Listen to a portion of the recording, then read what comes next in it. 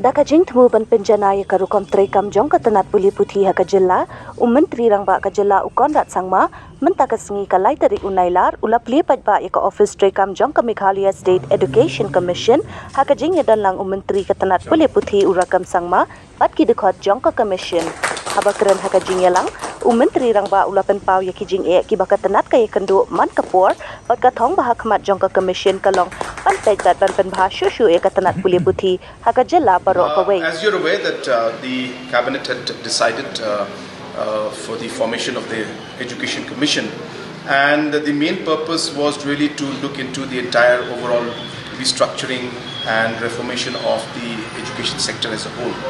And there are many challenges and there are many stakeholders involved in it.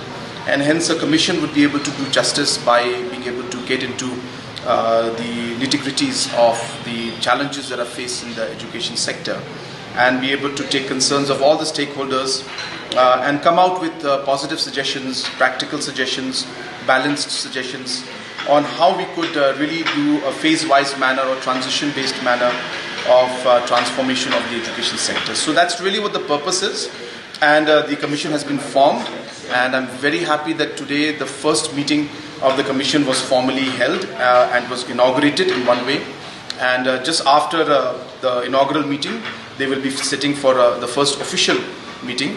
And I'm sure that with the kind of leadership that is there in the commission, the kind of members that are there who have got huge experience and knowledge about the education sector, I'm sure that we'll be able to come out with positive suggestions, and hopefully we'll be able to see, as I said, a transition into a much more healthier and stronger education sector in our state. What is the immediate task and task to them, sir? So there are many areas. There are areas of ensuring overall quality of education improves. The issues concerning teachers are there.